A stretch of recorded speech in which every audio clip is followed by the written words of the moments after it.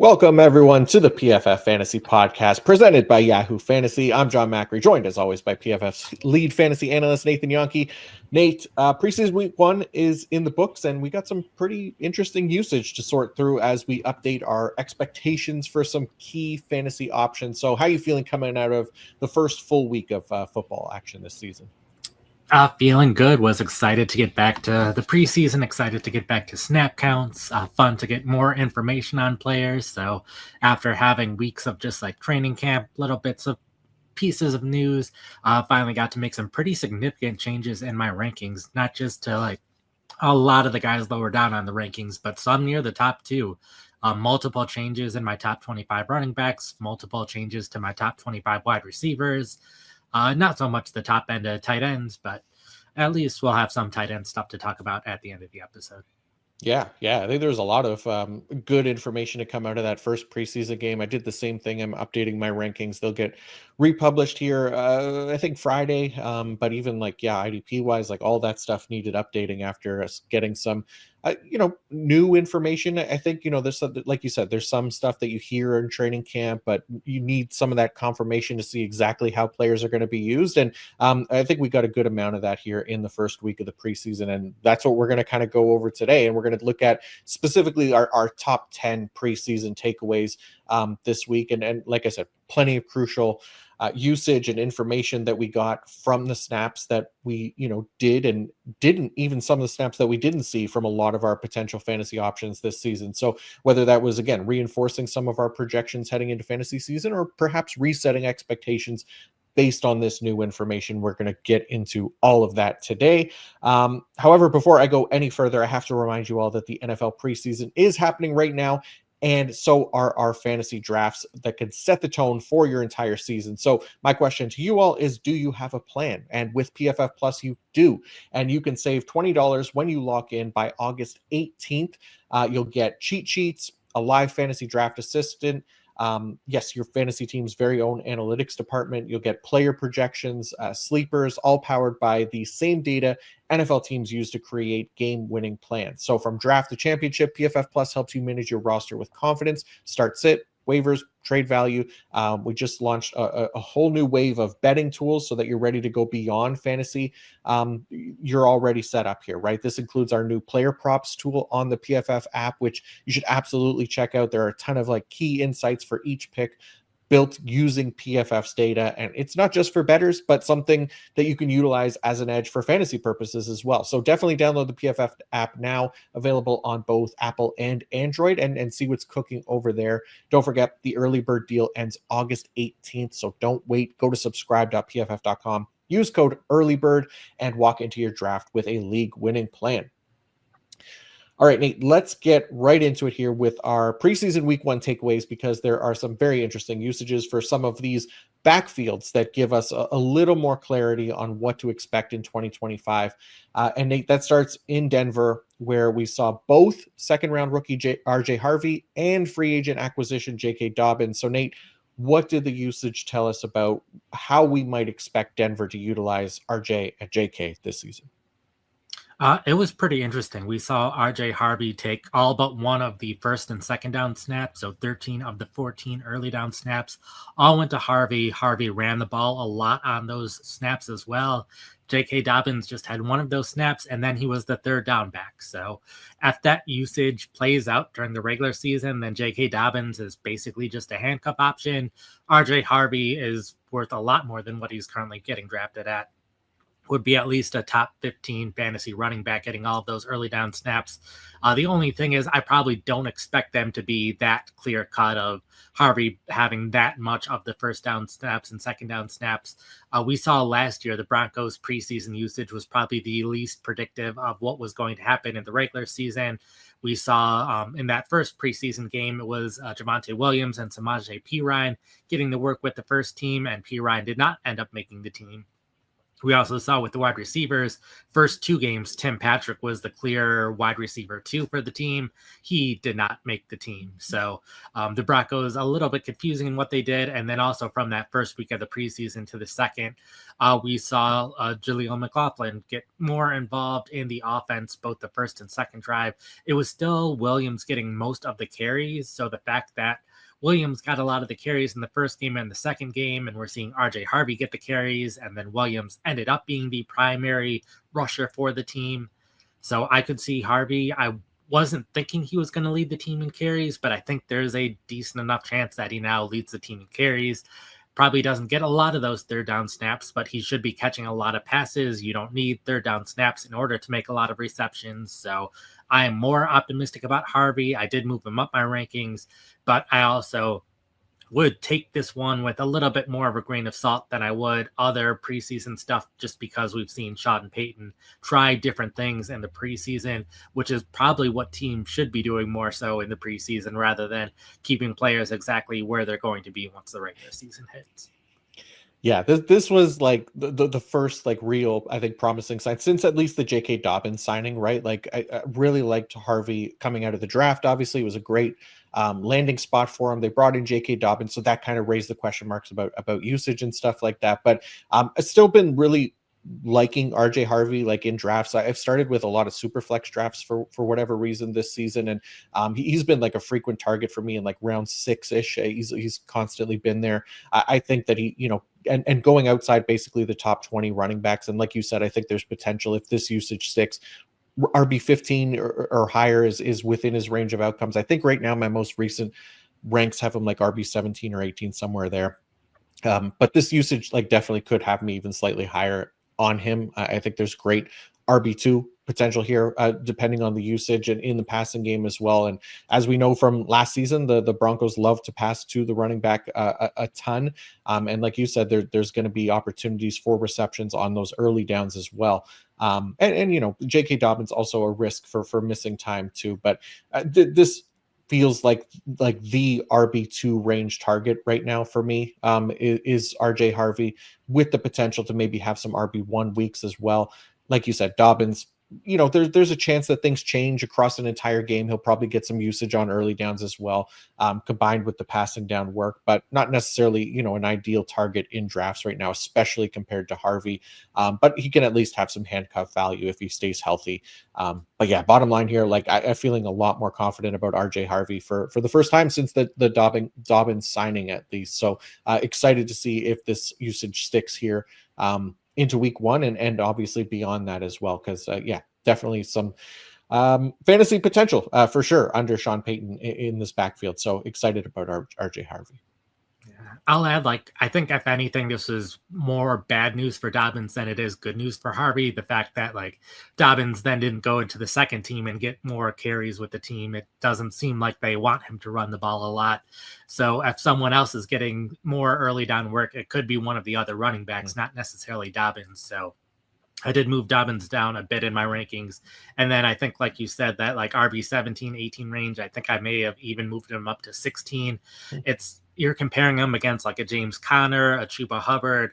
These are safer options that have similar usage to what we saw out of Harvey here. They're both early down backs. We saw with the Panthers preseason game that it'll be Rico Dowdle playing a lot on third down. So it's a similar situation where it's 3 early down backs not playing so much on third downs. The other 2 are safer options because we've seen James Conner do it for so long. We've seen Hubbard do it for these last few years. So it depends how risky you want to be, but I am willing to be more risky and then draft more running backs later. So I'm leaning towards Harvey over those 2 options. Yeah, I'm with you. Absolutely. All right, Nate, another big one here, this time with the New York Jets, because as we've talked about on at least a couple occasions this season with Aaron Glenn and Tanner Engstrand coming over from Detroit and taking over the Jets offense, we've projected a bit of a change in usage out of this Jets backfield, potentially Braylon Allen getting more involved and cutting into Breece Hall's workload this season. And the Jets were nice enough to play their starters for at least a little bit in the first preseason game. So were our concerns warranted for Hall at all, or maybe things were a little different than expected in the first preseason game? What did you see there? They do look warranted because they used all three of their running backs on that first drive. It was Brees Hall for 2 plays. Isaiah Davis came in for third down. Hall came in for another play. Then Allen came in for 2 plays. Davis came in again for a play. Hall came back in for 2 plays. Davis took another third down. So I think one of the biggest things for me is I saw this probably more as a two-man backfield with Braylon Allen. All three of these backs are bigger running backs in general, but Allen being one of the biggest running backs in the league, expected Allen to get some of that early down work. Brees Hall getting more of that passing down work, that third down work, looking a little bit like what we saw in Detroit with Gibbs being the passing down back and Montgomery being the early down back. And Gibbs was a fantasy star in that role. So I was concerned about Hall, but not super concerned because I thought he'd get that Jahmyr Gibbs role just in a not as good offense.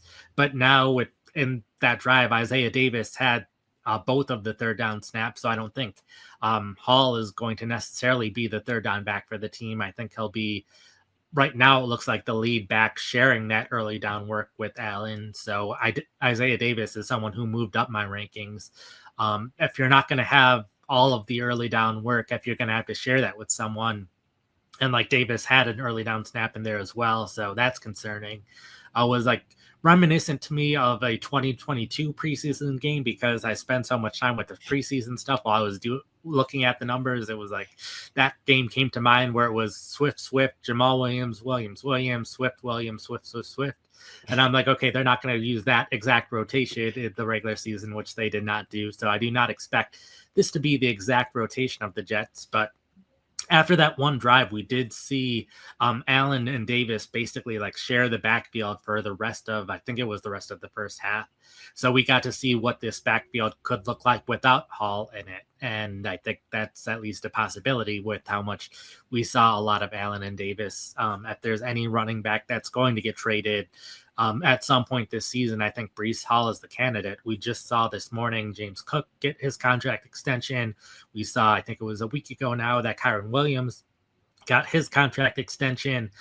Travis Etienne is the only other real one who I think could get traded, but I think Etienne does enough different things for that Jacksonville backfield than the other running backs there in terms of his receiving work, where I think the Jets could have a two-man backfield without Brees Hall there. So concerned that Hall does get traded, which probably, if anything, increases his fantasy value. But right now, I expect it to be a three-man backfield. I expect all three of them to get some sort of extensive playing time, and that's not great for Hall's fantasy production. It'll be very difficult for him to reach his current ADP. If it's a three-man backfield, I expect his ADP to get a little bit later after what happened in this game. But we'll see if the Jets end up playing their starters for another game at some point. We'll see if they rest players. If they do rest players, do the other running backs rest as well as Hall? I think it'll be interesting to see how this evolves over the rest of the preseason. Yeah, it's a good point, right? Like as somebody who just wrote up Braylon Allen as like a sleeper target before this past weekend's game, like I was feeling optimistic about him and because of that potential early down usage, but this kind of muddies it up a little bit for kind of everybody. But yeah, I was at least hoping to see some of the like Allen kind of take on more of a workload on those early downs, even if Hall is going to work in there some. But you know, we talked about it, but Allen was clearly the more effective runner for the Jets last season. Hall hasn't really looked the same since his knee injury as a rookie, and then last year he was even significantly worse than that first year coming off of injury. So like you said, there's been trade rumors with Hall for a while now. So Allen is one that, you know, I do like to kind of keep grabbing late in drafts, even if we do get some shared usage early on. He's still somebody that I like to take, and he doesn't cost much at all in drafts right now. And yeah, we'll see what happens like on passing downs, like because Isaiah Davis does make sense to play that role as well. Hall was not good as a receiver last year, so you know, who knows, that could be potentially something that the team is looking at as well for the Isaiah Davis role. But yeah, Hall still being drafted as like a top 15 running back, round 3 pick. I am way out on that price, right? I think I have him as like RB24 right now, and I think that's still maybe too high based on this usage. I just keep finding it harder and harder to believe in his upside, assuming, Braylon Allen is healthy and Isaiah Davis is working in there. I think barring a trade, like you said, to Dallas or somewhere like that, Hall is, and especially at the cost, like Hall is kind of a complete avoid in drafts right now for me, because it just doesn't feel like one that's going to pay off here. And like you said, the usage might change once the regular season comes around here, but I just think there's too many signs that it's not going to be, or that Hall is not going to be able to return that kind of value on drafts at the moment. Always good to remember Justin Fields is there too now, so that's Yep. another player to steal carries away from everyone else. Absolutely. All right, so Nate, one of the stars of the weekend was undeniably New England Patriots rookie running back Travion Henderson, who averaged 18 yards per carry. It was just one carry. He caught 3 passes for 12 yards, and he returned a kick for a 100-yard touchdown. So naturally, the fantasy community is going to be pretty hyped about the rookie Henderson. But was the usage, I guess, as promising for the second-round rookie in this game?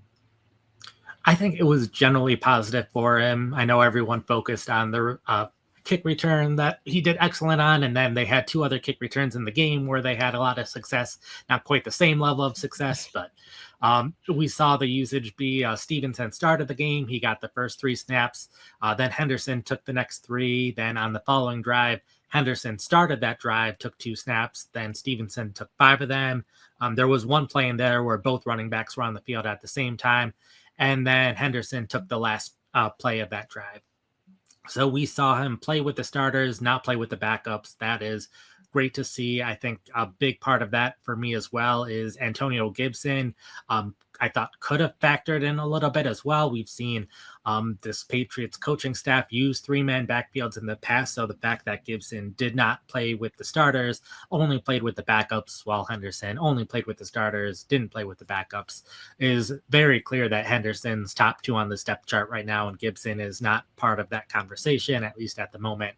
So that was probably the biggest positive thing for me. We did see Henderson take the 3rd down snaps in that kind of rotation. It may have just happened to work out that way, but that's what we expect to see anyway. So expect Henderson to be playing on 3rd downs. Expect him to see a decent amount of early down work. It still sounds like this coaching staff will want to limit how much he's touching the ball. I think they're worried about giving him too much volume, and they still like Stevenson. Stevenson still looked fine in this game. So I expect this to remain a 2-man backfield. I did end up moving Henderson up a decent amount. He's in like that mid-20s range for me at the moment, which I think is fine. So I don't think he has that upside to be that top 10 or so fantasy running back if the team is limiting his touches, but I think he should see enough volume to at least be a fantasy starter that probably will have some frustrating weeks in there. A lot of it's just concern about the Patriots offense in general, and if they can be an even above average offense. But so I'm more optimistic about Henderson than I was before, but I still think his volume will be limited, which will be a limiting factor to his fantasy potential. Yeah, it's fair. And I think for me, we've talked before on here about like the potential shared usage in New England under Josh McDaniels, and it's kind of why I felt like perfectly fine making a bet on like Ramondre Stevenson for where he's going in drafts. I think on Yahoo right now looks like he's about RB 38. Like I don't see why he can't outperform that projection if he's going to take on the bulk of the early downs and especially get usage around the goal line, stuff like that. Not like I'm, projecting him to be an RB1 or anything, but just getting him in as a running back depth piece at running back for, RB4 prices is something I can get behind. I'm with you. I still have Henderson ranked ahead just because I think there's more upside there if he's going to handle, all the 3rd down snaps and still get some use on early downs. He's obviously more explosive. He should be, more efficient with his opportunities. Plus, it's not like we're expecting New England to be ahead in a lot of games where, they're going to run the clock out. If they're going to, if they're working from behind, then their passing down / 2-minute drill back is going to get a lot more use, right? So Henderson is still very much the back I want if I have a choice between the two. That being said, Stevenson comes with a cheaper price tag. That's at least enough that I'd be interested in both of these guys. So I think they could both be fine fantasy options, flex options, depth options here. And then Henderson, obviously, hopefully a little bit more upside than that. So I thought there was some nice usage to dive into here out of New England for sure. Okay, one more running back situation to go over, Nate. This time in Washington, where we did not see Brian Robinson Jr. or Austin Eckler, but it was our first chance to see the hyped up 7th-round rookie Ja'Cory Krosky-Merritt in NFL action. We've been hearing a lot of the camp hype for JCM here, and he actually got to start this game over even Chris Rodriguez and Jeremy McNichols, who had been backups to the starters last season. But now we may see a change to that depth chart this season. What do you think, Nate? Yeah, it looks like he is definitely the number 3 running back right now and the primary backup on early downs, which is the key part. One of the exciting parts for me is we've seen him hyped up a lot, but we often see rookie running backs kind of buried on the depth chart at this point of the season, especially if they weren't a first or early second round pick like we saw from Henderson. Like we saw Devin Achane start like 5th or 6th on the depth chart in his first preseason game. We saw Tyler Algier like 6th, I think it was, on the depth chart in his first preseason game. So to see Krosky-Merritt above 2 veteran players who have graded well for us on limited sample sizes, but they did grade well. But having Krosky-Merritt the clear early down back in those situations, we saw Jeremy McNichols basically play on the third downs and those passing situations with the starters. So assuming they keep 4 running backs on the roster, which I would expect them to, I think Krosky-Merritt's going to be the backup to Robinson, while McNichols will be the backup to Austin Eckler. So if something were to happen to Robinson, which he did deal with injuries pretty consistently throughout last season, then Krosky-Merritt's going to be the guy leading the team in carries. And I also think it's not out of the question that he can win the starting job at some point. Robinson has not been an elite producer in the run game in his career. He's had some moments where he's shined, especially when he's healthy. So I still expect Robinson to be the starter, but I think Krosky-Merritt at least belongs in that conversation of handcuff running backs at the moment. And I would even put him ahead of a number of those handcuff options, because I think there's that chance that we could see a changing of the guard at the starting spot, since the Bills are on the mind with contract extension today. Like someone like Ray Davis needs an injury in order to be a starter. Krosky-Merritt does not need an injury to be a starter. So even though Ray Davis will have a lot of potential if James Cook suffers an injury, I still probably have Ray Davis a little lower at this point because Krosky-Merritt has the chance to be a starter without an injury. So I moved him up fairly significantly in my rankings. Rodriguez was like the clear 3rd running back in this game, so therefore 5th running back on the depth chart. I'm guessing he won't make the roster and will be a practice squad player, assuming another team doesn't pick him up. But that's kind of where I view the Washington backfield. But for me, the big part here was we see 4th, 5th, 6th, 7th round running backs far down the depth chart all the time at this point in the preseason. So for him to have already surpassed 2 veteran players was pretty noteworthy for me. Yeah, I think that's the most impressive part, right? For a 7th-rounder to essentially, at the very least, be, a pretty good handcuffed option right now. Like, he didn't exactly stand out in terms of any of his college metrics or anything like that, but clearly the team likes him. We've, seen some reports and buzz out of camp that he looks good and things like that. He did have a season with a 92.5 rushing grade when he was with New Mexico, but again, nothing, super impressive across the board considering he spent his career in the FCS and Group of 5. But the main thing, though, like you said too, like he has a chance to win it, or at the very least, if Brian Thomas or Brian Robinson misses any time, which he has in each of his first 3 seasons, then Krosky-Merritt being the next man up is all the opportunity he really needs to be a fantasy option for us. So yeah, maybe, and he could win the job. Maybe he could be the, next gen version of Alfred Morris as a rookie in Washington. Who knows? But yeah, there's definitely some potential here, and somebody that, yeah, absolutely becomes a sleeper deep or late round target now for us in drafts, I would think. All right. I do want to let everybody know that this episode is brought to you by ZipRecruiter. For anyone who has had to hire for their business knows finding great candidates to hire can be like finding a needle in a haystack. You get too many resumes, not enough candidates with the right skills or experience, but not with ZipRecruiter. ZipRecruiter finds amazing candidates for you fast. And right now you can try it for free at ziprecruiter.com/audio. ZipRecruiter's smart technology identifies top talents for your roles quickly. Immediately after you post your job, ZipRecruiter's powerful matching technology starts showing you qualified people for it. ZipRecruiter lets you connect with top candidates as soon as possible. You can use ZipRecruiter's pre-written invite to apply message to personally reach out to your favorite candidates and encourage them to apply sooner. Ditch the other hiring sites and let ZipRecruiter find what you're looking for, the needle in the haystack. 4 out of 5 employers who post on ZipRecruiter get a quality candidate within the first day. Try it for free at this exclusive web address, which is ziprecruiter.com/audio. Again, that's ziprecruiter.com/audio. ZipRecruiter, the smartest way to hire. And I'm here to let you know that John and I are playing on Yahoo Fantasy, and you should too, whether you're a first-timer or a veteran making your millionth league. To celebrate 28 years of fantasy football greatness, Yahoo Fantasy is dropping 28 big new features over 28 days throughout August.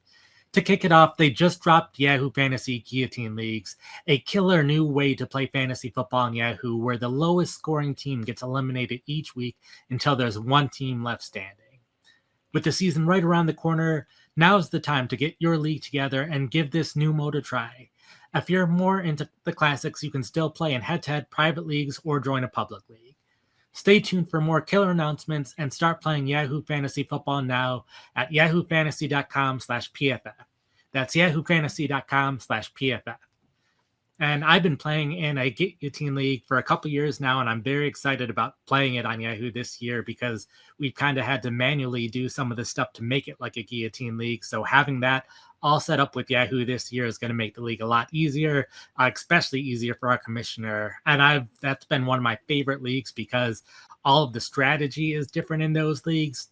You draft a team like normal, but instead of trying to get those high upside guys, you really want those safe floor options because the goal is to not get eliminated each week. So you want those safer players. So the thought process gets to be different while you're drafting.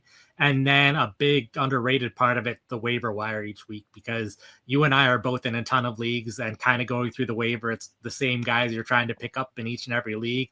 But in Guillotine Leagues, because the player that's eliminated has all of their players go to the waiver wire, you get to pick up players that you're not picking up in any other league. We're about to talk about Travis Hunter, and if you don't draft Travis Hunter in most leagues, you're not going to get Travis Hunter. But in a Guillotine League, maybe you have a chance of picking up Travis Hunter. He's on the eliminated team one week, and then you can bid for him. So I'm excited for Guillotine Leagues. I'm going to be playing more of them this year, and you can do it on Yahoo Fantasy. Love it. Yeah. And yeah, to plug into that even further, I wrote up like safest fantasy picks by round. It came out today, actually. So it's something that can be utilized for those Guillotine Leagues as well, guys that we know we can trust in each of the first 6 rounds of fantasy drafts. Hopefully make that Guillotine team a little bit more stable and get you through the weeks. And yeah, not lose out on the floor of some of the riskier options. But Nate, we also have some big takeaways at the wide receiver position, right? And maybe the biggest takeaway from the entire weekend has to be Travis Hunter and his usage in his first NFL action as a hybrid wide receiver cornerback. I had covered this usage in our IDP preseason recaps as well, since it applies to both offensive and defensive fantasy leagues. But Nate, the first hint that we got from Hunter's usage seems to be pointing towards arrows being up for fantasy purposes. Yeah, I've been waiting for months to do Travis Hunter's snap counts for the first time because we got to do them on offense and defense. And we got to see him play with the first team offense, and he was playing consistently when they were in 11 personnel. They stayed in 11 personnel for all but one snap, which is pretty common for a Liam Cohen offense. So the one snap they played in 2 wide receiver sets, he was not on the field, which isn't all that surprising. There were comments from Cohen earlier in the week that they had focused a lot of the time of learning those positions in 11 personnel and not as much in those other personnel groupings. It's something they said that they're going to work on. So we could potentially see him play more in other personnel groupings in the future. But if he's very consistently on the field in 11 personnel, like we've seen that from other wide receivers like Jaden Reed, Josh Downs, Khalil Shakir, Adam Thielen. But a big difference here is one, Hunter's we believe to be a better wide receiver than those players, but 2, because Cohen's played or used a lot of 11 personnel in the past, we know that that's going to be a bigger part of the offense. So I think he can be more trusted than other players who have typically played in 11 personnel only. Another big part of his offensive usage that I was very excited to see for Hunter is he was lining up in the slot for roughly half of the time that they needed a slot receiver. So I was not expecting that at all. We saw Brian Thomas lead the league in yards per route run out of the slot last year, and we saw Travis Hunter play a very high percentage of his snaps in college last year on the outside. It was in the double digit, the number of times he lined up in the slot in college last year. So was expecting Hunter to primarily stay on the outside. So it doesn't look like that'll be the case.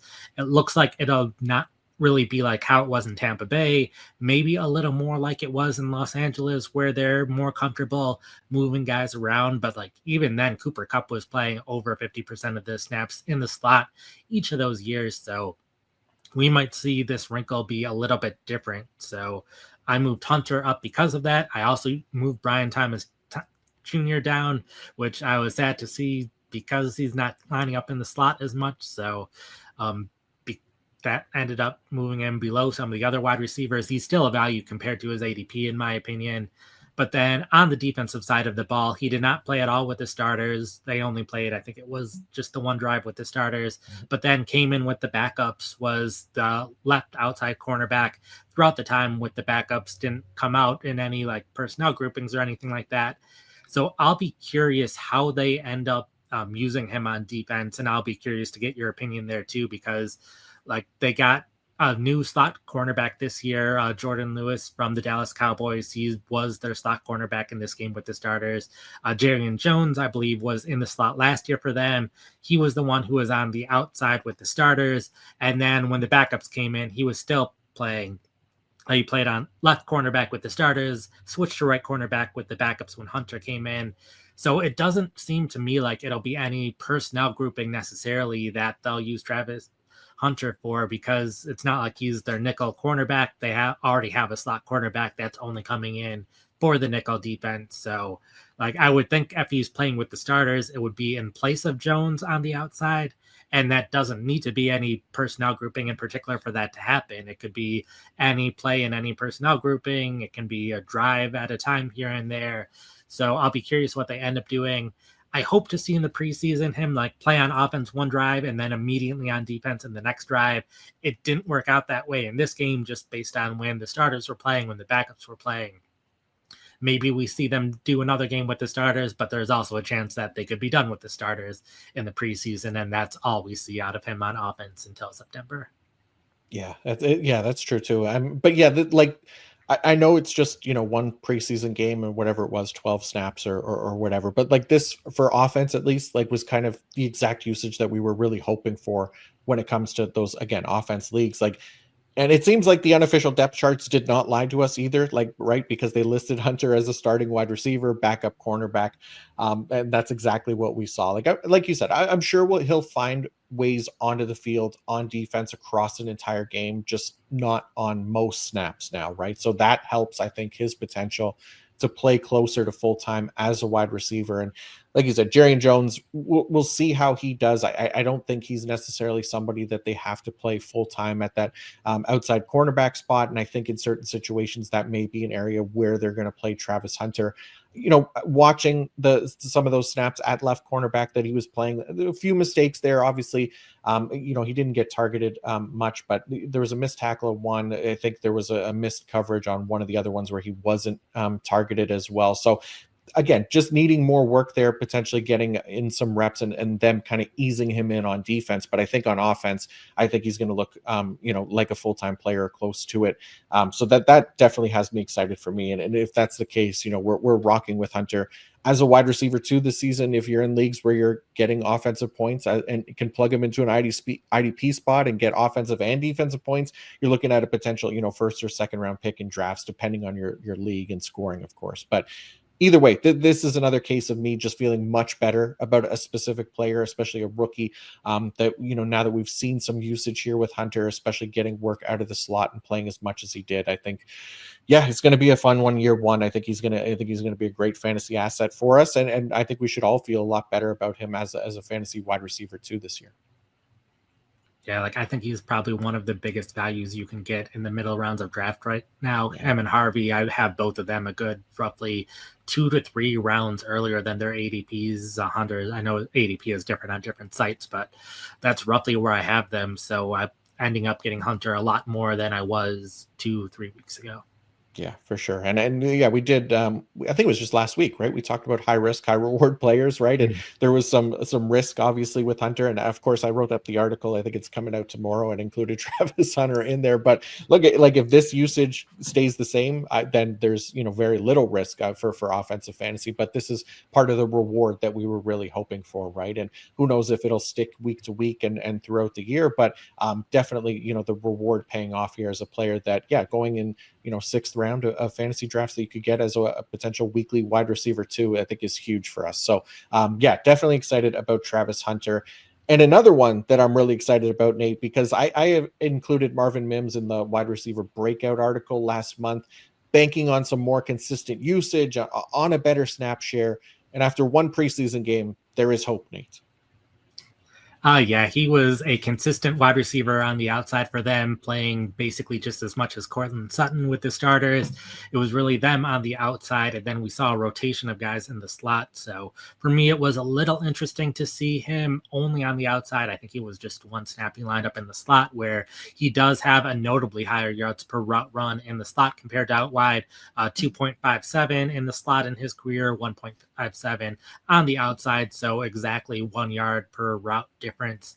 But it's also something where, like I was saying earlier with the Broncos offense, they seem to be the team most willing to like try players at different positions, maybe put them more at a weakness at times or those kind of things. So I'll be curious to see if Mims move to the outside as a more permanent thing, or if it was just they know Mims needs the most work on the outside, so they want to put him on the outside.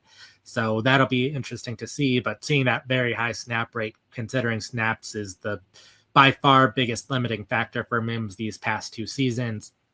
He was excellent on a per play basis last year, but was playing under 50% of the snaps over the average over the entire season. So I think this definitely is more optimism than pessimism for me for Mims. Like even they used 12 personnel a decent amount, and it was Mims on the field most of the time. So not just 11 personnel, but 12 personnel as well.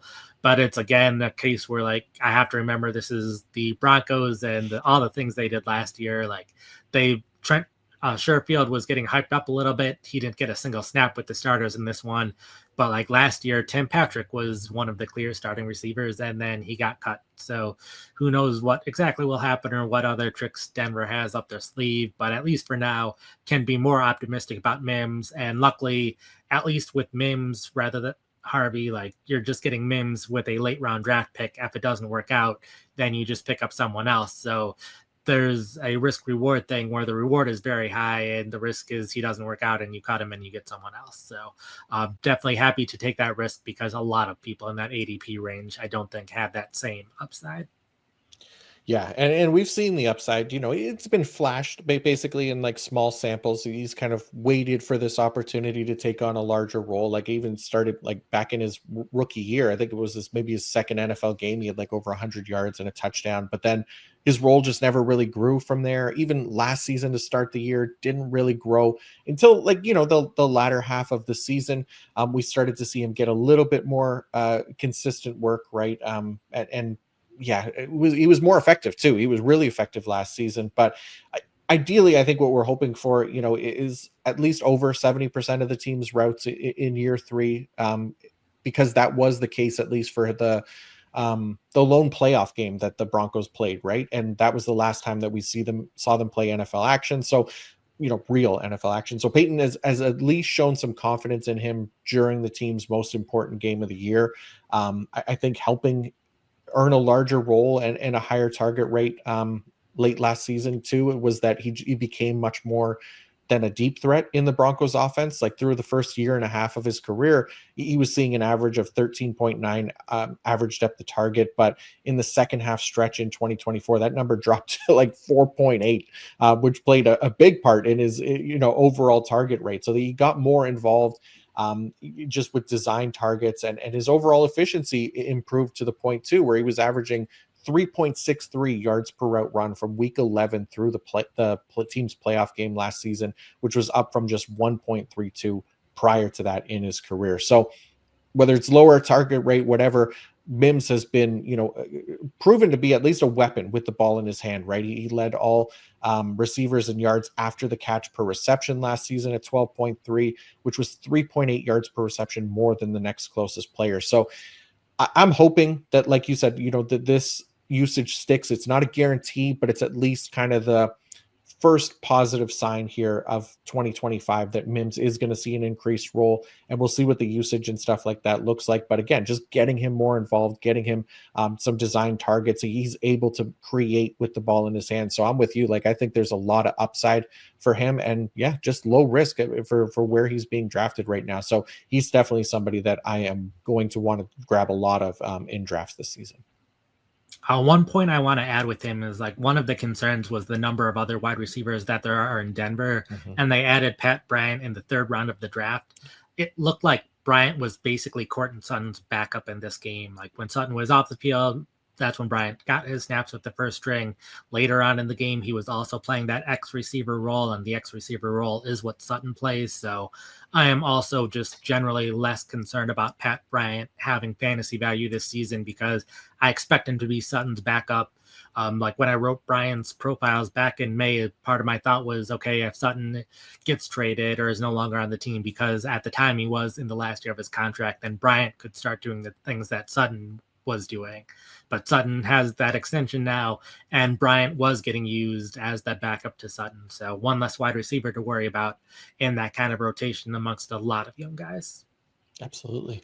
And then, Nate, in Arizona, we know who the top receiving options are going to be, right, between Trey McBride and Marvin Harrison Jr. However, maybe there's room for another as we're trying to figure out who the wide receiver 2 might be. The initial assumption was Michael Wilson would kind of be the clear option in that role, but things might not be as clear based on what we saw this week. Based on last year, it seemed like Wilson was the clear choice to be the second wide receiver in Arizona. We saw throughout the year it was Harrison and Wilson basically playing all of the 2 wide receiver snaps, all of the 3 wide receiver snaps. They were playing roughly 80% of the snaps each over the course of the season, which is fairly normal for a wide receiver. And then we saw Zay Jones, who started the season suspended. He got a little bit more and more playing time as the season progressed, taking time away from Greg Dortch. It was kind of an interesting dynamic to the offense, because Greg was basically a clear slot receiver, where Zay Jones has been playing all on the outside. So whenever Jones is on the field, it moves someone else to the slot, and they weren't necessarily as effective there. And even then, like, Jones only caught 8 passes over the course of the season. So I wasn't thinking all that much of Zay Jones in this offense heading into this year. But we did see the Cardinals use their starters for a bit in this game. And we saw specifically in 12 personnel, they used 12 personnel on 11 snaps. We expect them to be using a lot of 12 personnel. They have some run blocking tight ends that they like. They like running the ball. So we expect them to be using more 12 personnel than most teams. So they did it for 11 snaps. Marvin Harrison Jr. was in for all 11 of those snaps, so no surprise there. Nothing to be concerned about for Harrison. But we saw Zay Jones take 7 of those snaps compared to just 3 by Wilson, and then 1 by Dortch. And then in 11 personnel, we still saw Wilson in there pretty consistently. We saw Jones continue to have to share some of that time with Dortch. So even though Zay Jones was the clear number 2 wide receiver in 12 personnel, it was still Wilson on the field more often in 11 personnel. So if anything, this team doesn't have a clear number 2 wide receiver, because they're being used in different personnel groupings in different ways. And we also know, like you said, that all of the targets are going to go to Harrison Jr. and Trey McBride, or not all of them, but a high percentage of them. So it seems even less likely that a second wide receiver will emerge. So while I've been happy that a lot of this, we've been able to talk positive things about players and excitement for some rookies, when a lot of the time in the past it's been me getting negative about players based on their preseason usage. But this is a case where I am negative about someone about their preseason usage, because typically you need a wide receiver to play those 12 personnel snaps and 11 personnel snaps. For a team like this that mixes their personnel groupings, you can basically only have those guys who only play in 11 personnel if you're in one of those offenses that plays a very high percentage of your snaps in 11 personnel, like a Jacksonville, like an Indianapolis. Yeah, that's the thing, right? Like, even if somebody were to emerge here, like as a consistent wide receiver 2 in the offense, like we'd also need the passing game in Arizona to step up quite a bit, right? Like outside of Marvin Harrison Jr. and McBride, like there's nobody really super interesting. Like Michael Wilson, he had just under 600 yards last year, was only really kind of a deep league option. But, if they're going to be rotating even more now at the position, then it's going to be really hard for me to invest in anyone on the Cardinals outside of those top 2 options and James Conner in the backfield. Like, it's unfortunately like another one of those offenses where, yeah, we just can't trust more than one wide receiver and one tight end in the passing game for me. So I'd just rather take shots elsewhere, to be honest, especially based on this most recent usage. And then lastly, for the wide receiver position, Nate, the Las Vegas Raiders had a fairly ambiguous group of wide receivers behind Jacoby Myers. They spent draft picks on Jack Besh and Dante Thornton in the second and fourth round, respectively. So, Nate, with both players active for this game, did we get any kind of hints for how Pete Carroll and company are viewing their wide receiver core so far? Yeah, it looked pretty clear how they plan on rotating their wide receivers and the roles they plan on using for their wide receivers. And this goes back to like before training camps and mini camp stuff. Like this is how they were using their receivers. So shout out to the people who were initially reporting on that. But we saw Thornton. We know he's kind of a different receiver from the other ones. He's a clear X receiver. They didn't really have that with the Raiders last season, and that's the role that he was playing in this preseason game. He started as their X receiver, Tucker was their Z receiver, and Myers was their slot receiver. And they were staying in 11 personnel, which is something I don't expect them to really be doing. Brock Bowers only played 1 snap in this game, which isn't unheard of for a preseason game for a star player. So Myers was the other tight end in this, or Michael Mayer, was the other tight end in this game. And so they were sticking with 11 personnel, which I don't think will be their base personnel package, but that's how we saw the receivers. And I think since Thornton is that different receiver with that different size, even in 2 wide receiver sets, I probably expect it to be Thornton and Jacoby Myers on the field a lot of the time. They only use their starters for that one drive, and like we're kind of transitioning players out over the course of the game. So on that second drive, we saw Beck in more often, but Trey Tucker at that point was out for the game. So it seemed like they thought pretty highly of Tucker on offense to only have him in for that one drive. So that was a little concerning to see. And then Alex Beckman took over for the slot role for Jacoby Myers at that point. Thornton kept playing, but it's understandable Thornton kept playing because he's a 3rd round rookie. So that's not all that surprising. So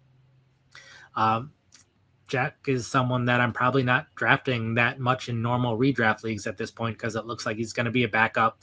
I think there's definitely a chance that he could take over for Trey Tucker as a starter, but I think that would only be for 11 personnel for the most part. I don't see him playing much in 12 personnel this season. So he's someone that I'm probably not drafting even late in normal redraft leagues. I'd much rather take a chance on some of the other wide receivers with high upside, and even a guy like Thornton who should be on the field almost all the time for the Raiders this season.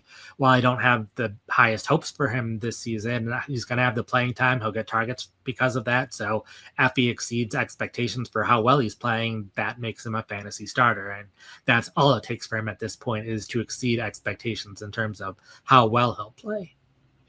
Yeah, he's a fun one, Deontay Thornton. I wrote him up as a rookie sleeper this year because he stood out so much in the rookie wide receiver model that I was using, and even more than Jack Besh, despite the discrepancy in draft capital. So yeah, I'm with you. Like he could potentially work as like the vertical threat in the Raiders passing game to complement, Jacoby Myers and Brock Bowers. Like it makes sense that he gets some starting opportunities because he just brings a different element to that offense as well. And for Besh, like his profile, it points to a player that might not hit the ground running at the next level, again, despite being a 2nd round pick. So I guess I wouldn't be overly surprised if Besh wasn't a year 1 fantasy option. And that's not even saying, definitively that he won't be. But for me, I've been leaning toward him not being a factor. So he's not been somebody that I've been drafting this season, even in rookie drafts. But yeah, Dante Thornton, this was definitely promising. I think could be a fun one to take a shot on late, especially in some big play leagues and things like that, or best ball formats. I think could be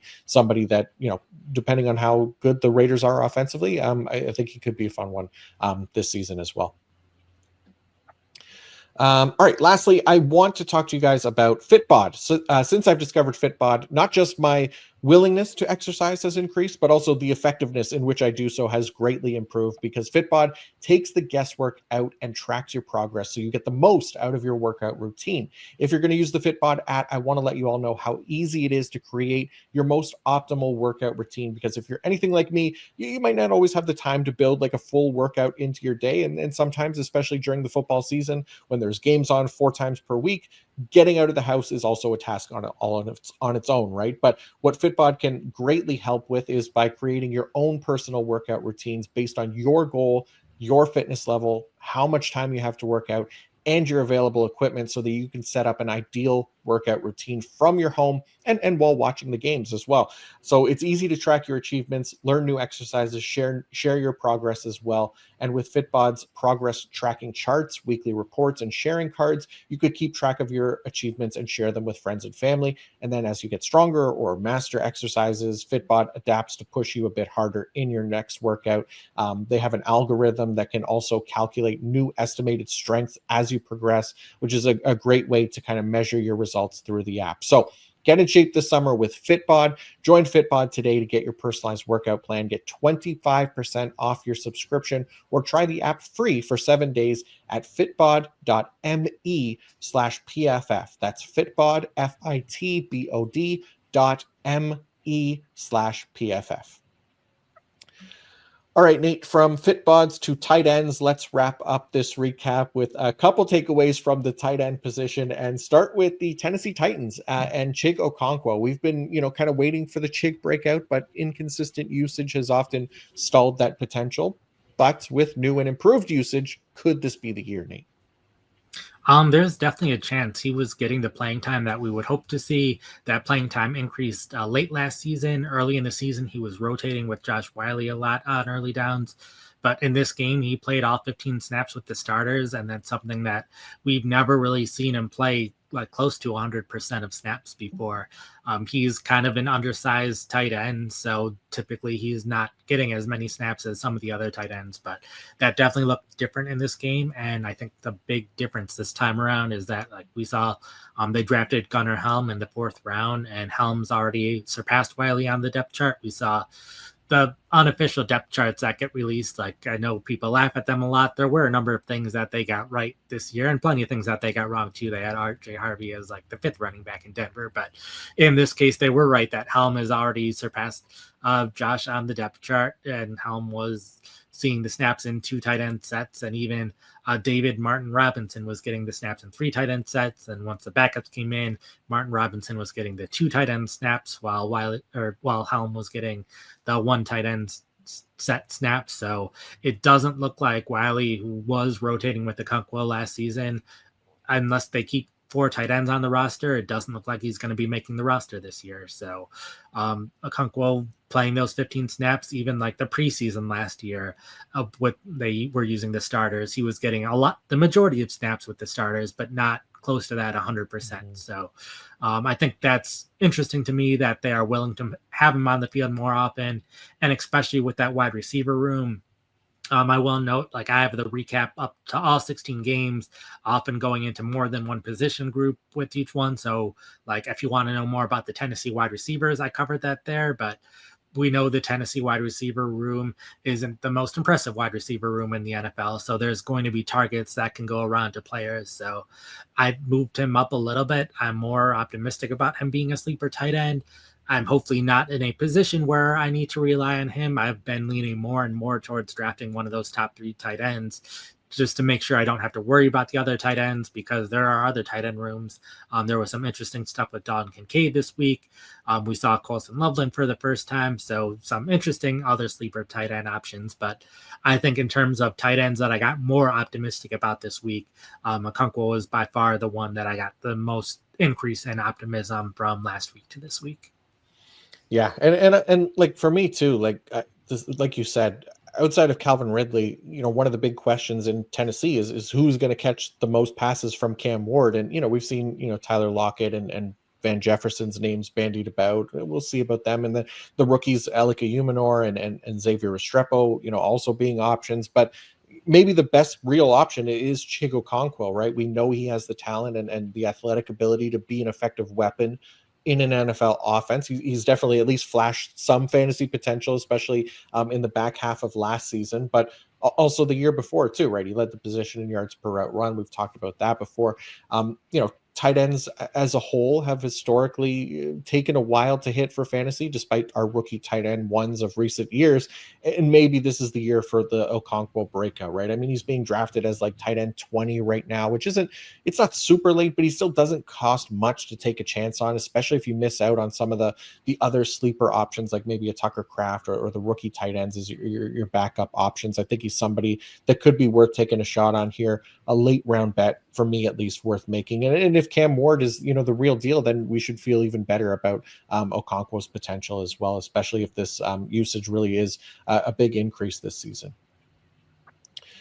And lastly, another rookie situation to monitor at the tight end position this time, Nate. The Seattle Seahawks spent a second-round pick on tight end Elijah Arroyo out of Miami, and with Noah Fant's release, there was naturally going to be a little bit more excitement, at least around the rookie's potential for year one. So is that excitement justified, Nate, or should we be holding our horses with Arroyo for 2025 for now?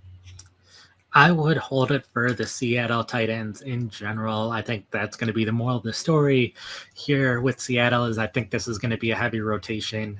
What we saw is Seattle rested a lot of veteran players in this game.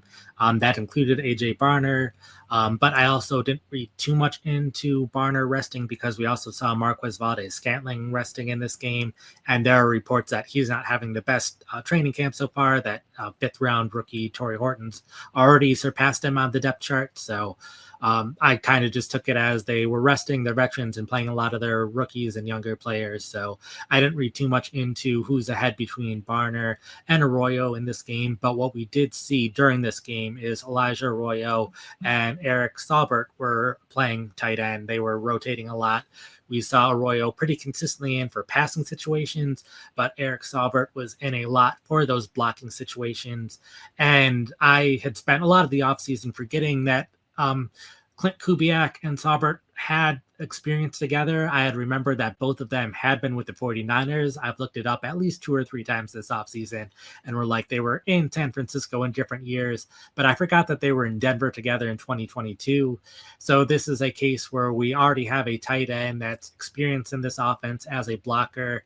So I'm worried that this isn't going to be just a 2-man rotation at tight end in Seattle with Barner and Arroyo. I think it's going to be a 3-man rotation with a blocking tight end in there. So that means while one of them could get a lead in 11 personnel over the other, I don't think they're going to consistently be together in 12 personnel. This could also be a case where like A.J. Barner is playing consistently in 12 personnel. Arroyo is playing consistently in 11 personnel.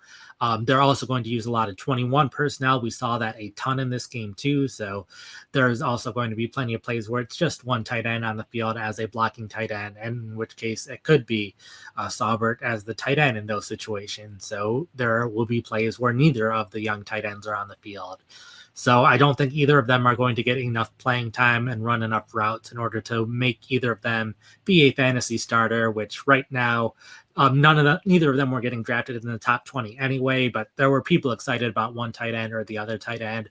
I was more excited about Arroyo. I know other people are more excited about Barner, but I think we're going to see too much of a rotation for one player to emerge and have fantasy value. We've seen it other times in Kubiak's offenses where they've had a rotation of 3 or so guys. We've also seen them have one clear guy, so maybe one of the tight ends eventually emerges, but they would have to show that they are both a good enough receiver and a good enough blocker over the other tight ends there in order for that to happen.